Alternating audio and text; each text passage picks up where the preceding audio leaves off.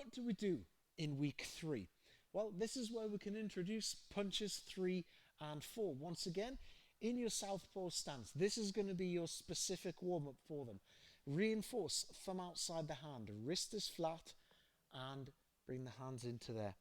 Now, you were taught on your course to move like this. You can start like this if you like, or like this. But by and large, punch 3, the lead hand head hook. 1, 2, 3 is level. Thumb outside the hand, wrist is flat. 1, 2, 3, level. There's punch 3, punch 4. Same safety points, but you pivot on the back foot. Make sure you cover that. Now we can put these things into movement because they've already learned movement.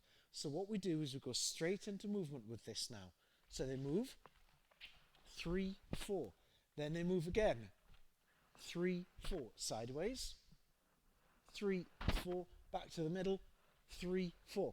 It's at this point that we need to let them know when they're learning that the punches are not just counting like 1, 2, 3, 4 or 1, 2, 3, 4. The punches have names, so this is when we start to get them to learn that. So we move back, 3, 4, 3, 4. Forwards, 3, 4, 3, 4. So they know that these are the punches' names. Once you've done that, you can then put punches 1, 2, 3, and 4 together. This is how you do it. Stationary first, always. So we go 1, 2, 3, 4. Like that. 1, 2, 3, 4. Get them to do that 4 or 5 times on the spot. Then they move. So the warm-up is becoming a bit longer, a bit more progressive, and a bit more skill specific. Here we go. Back we go first. 1, 2, 3, 4. Then you're going to call out different numbers. 1, 2, 1, 2. 1, 2, 1, 2. Move to the side. 3, 4, 3, 4. 3, 4, 3, 4. So they're learning the moves and the punches at the same time. And then you could say 3, 4, 3, 4 there, and then back to the middle, and 1, 2, 1, 2. 1, 2, 1, 2. Back. 1, 2, 3, 4. 1, 2, 3, 4. Again, they're going to do exactly the same thing on the pads. So the first round, round 1, they're going to do punches 3 and 4 stationary, just so they get used to the pad positions, which is there. You have to remember, you have to push in front of you, not just turn the pads. You have to push the pads away from you like this. So the first thing they're going to do is they're going to do 3, 4. Then they're going to move. This is going to be round 2. So they both do that once each. Then they go 3, 4. Then they move again. 3, 4, 3, 4. And they're calling the moves. So they move around. So there's round 1, stationary. Round 2, 3 and 4 only. Round 3 on the pads. 1, 2, 3, 4. Stationary. Now, when they're doing this, remember that their pads go here, 1, 2, and they go forward for 3, 4. They don't drop 1 millimeter. They go forward for 3, 4, like that. And then you pull your pads in, because you must do that before you move.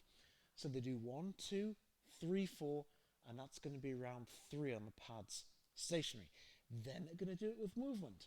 So this is going to be round 4. So they're going to go 1, 2, 3, 4, and move. On the pads, that's going to look, I'm going to change around to an orthodox stance because I'm on pads now.